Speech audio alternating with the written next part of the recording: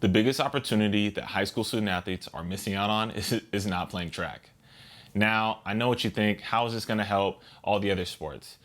Well, let's just say this is going to be applicable to soccer, football, lacrosse, field hockey, wrestling, honestly, any sport. The only two that I might exclude are softball and baseball, just because they're in the same season, and swimming and water polo because they're water sports. Recently, I've been watching these 2021 Olympics, and I'm hearing the same story every time, and it's something you've probably heard.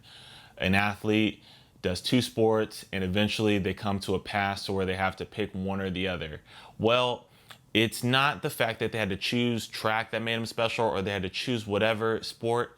It's really about all the benefits from doing two sports, and track in particular.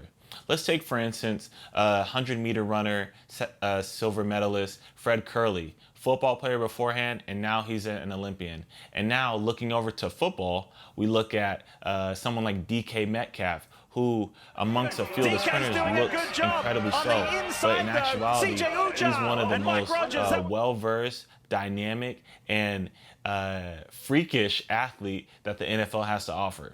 There are countless benefits that could be made, but I just want to focus on two for this video. The first being, you just get better at your sport. First piece, let's just talk about physically. If you're running track, that's where a lot of athletes are introduced to strength training.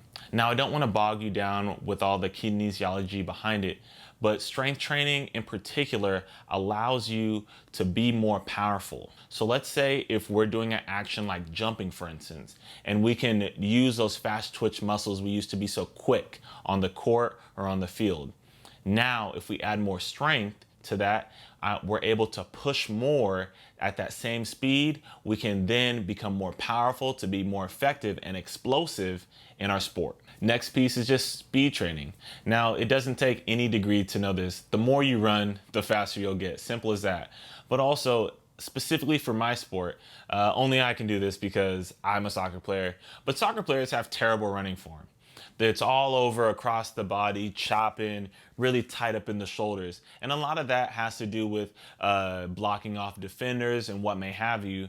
But if you're able to go chin to pocket, we can be a little bit more efficient with our movements and allow us to then just be more efficient in our running. And the final piece is your ability to cross-train. Now, it doesn't matter if you want to do track or not. The ability to cross-train and play another sport will actually allow you to strengthen different muscle groups. So let's say, for instance, you play basketball and it's a lot of forward, choppy movements. We're getting a lot of quad development in there. However, there always seems to be a little bit of lacking in hamstring development. If we can then play another sport, develop our hamstrings a little bit differently, then that'll allow us to bulletproof our knees so we can prevent those catastrophic injuries such as an ACL or MCL tear. Knock on wood.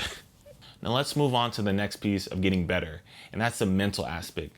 You become so much better doing another sport and being a different role on your team. I bet if you're watching this, your child is probably one of the top athletes at their sport. They're probably a leader, captain, and that's probably been how they've been their whole youth career. Now let's put them into a new environment where it might not come so natural to them. Now they understand what it's like to be led. They understand what makes a good leader. And when they move back to their primary sport, they have a different way to be a more effective leader and a more effective communicator to everyone else on their team. On top of all these mental benefits, there's also the social benefits. You start to develop and grow a new group of friends. Now, it's been my experience that teams, you play with the same group of kids from when you're 6 all the way to you're about 16.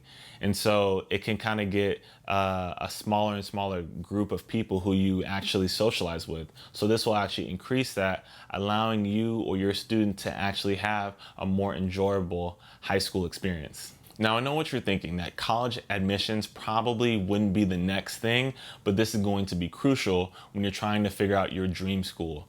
Now, in comparison to yourself, when I look at a solid student athlete, I see them devoting a lot of their time to their sport, spending probably 10 to 15 hours a week just on that sport. Now, let's take a normal student who doesn't have to worry completely about all the rigors of being a competitive, maybe a travel sport athlete.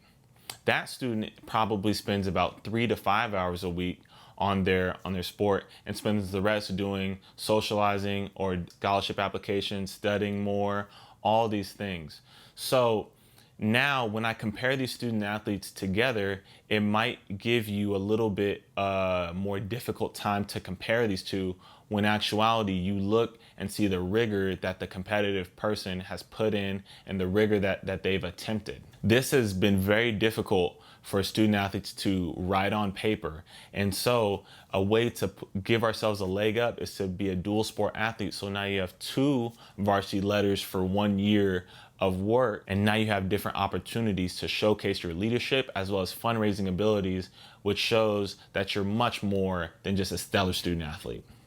Now, if this was beneficial for you, I'd really appreciate it to share with someone you know, and definitely consider trying out track this upcoming year.